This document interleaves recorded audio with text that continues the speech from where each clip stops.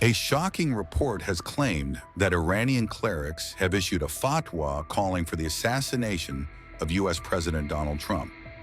Several senior religious leaders are reportedly calling for Trump's assassination for ordering strikes on Iranian nuclear sites last month.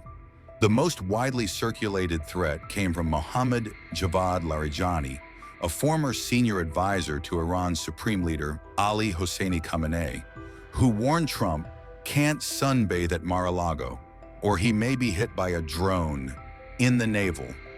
Though his tone was casual, the context was deadly serious and tied to calls for vengeance by clerics.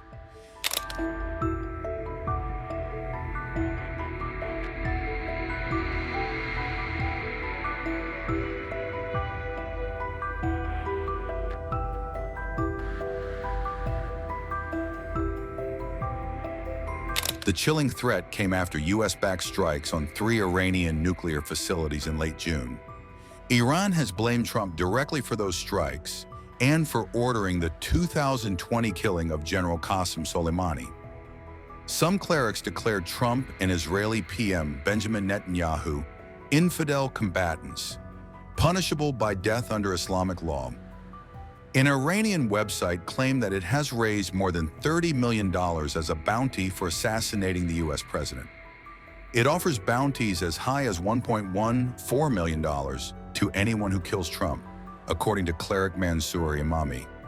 A campaign called Blood Pact is pushing to raise $100 million for retribution against U.S. leaders. However, Iranian President Masoud Pezeshkian reportedly denied any official ties to the fatwas or assassination fundraisers.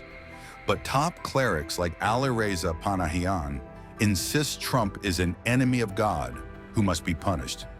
State-linked media outlets like Fars News and Kihan have promoted the assassination campaign.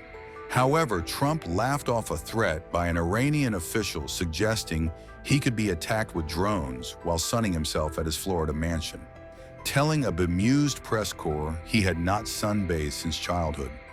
U.S. authorities remain on high alert, citing Iran's history of plotting attacks on American leaders.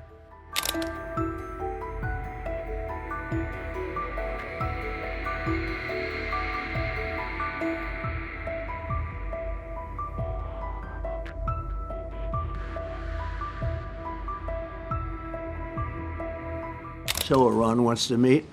As you know, their sites were obliterated. They're very evil nuclear sites. They were, now has been proven. We had some fake news for a little while.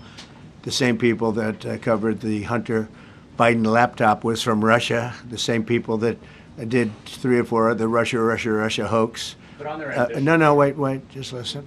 They came up with something that delayed the credit that our great pilots and these great what talent that was, and they hit it right down in the spot. 52,000 feet. Think of this dark, no moon, you couldn't see a thing. And they hit the refrigerator door, as they say. That's the size of a target, and overwhelmingly. And it's amazing what was done. We're the only ones that could have done it. And we took out the 2 of the other sites also, in addition to that. We finished them off. That was a very evil intention. I believe that, and again, time will tell, but I don't believe that they're going to go back into nuclear anytime soon. They spent over $1 trillion on nuclear, and they never got it together. And nothing was moved from the site, by the way. To do that is very dangerous. It's very, very heavy material. Those cars were most likely the cars of masons because they were pouring concrete at the top, at the hatch, as you know, the hatch going into the nuclear site.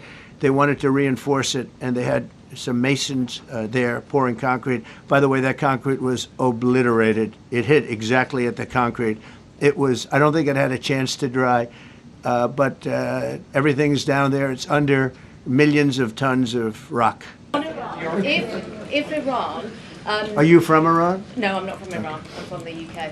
But if the intelligence reports conclude that Iran can enrich uranium to a level that concerns you, would you consider bombing the country again? Sure, without question, absolutely. And have you had any conversations? Turned out to be unbelievable.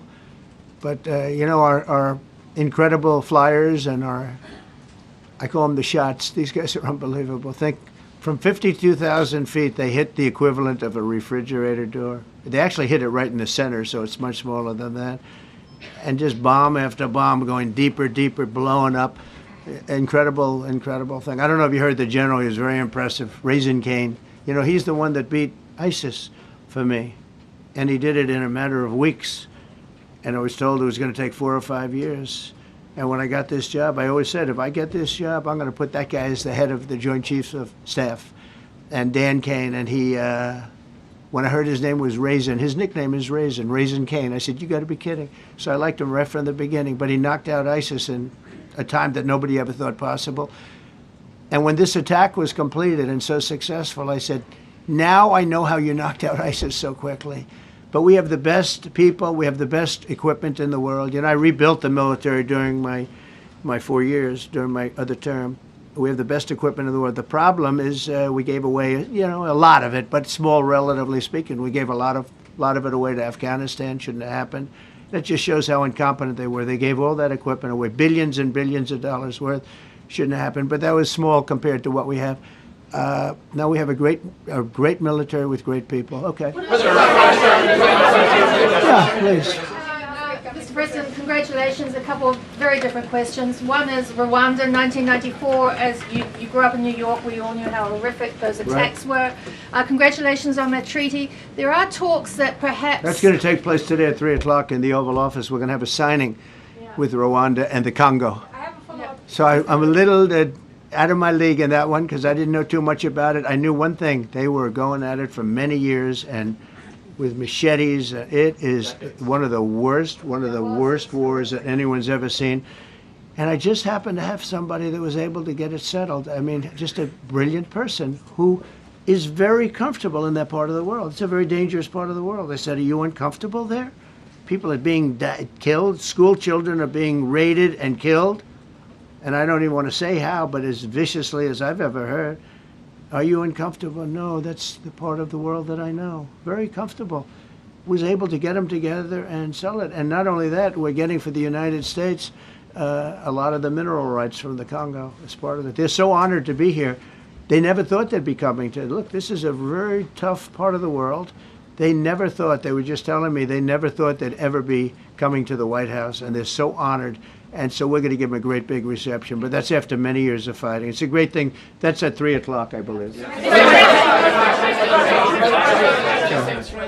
Sir, are you concerned at all about secret nuclear sites in Iran?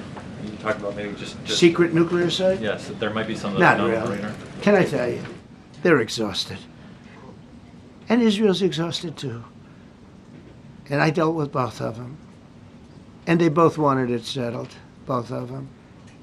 And we did a great job, but they're exhausted. The last thing they're thinking about right now is nuclear. You know what they're thinking of? They're thinking about tomorrow, trying to live. It's such a mess. It's such a mess. The place was bombed to hell. And no, I'm not worried about it at all. And I'm putting out a little statement. I'm going to respond to the Ayatollah's statement yesterday that we won the war. Oh, God, we won the war. And I said, look, you're a man of great faith, a man who's highly respected in this country. You have to tell the truth. You got beat to hell.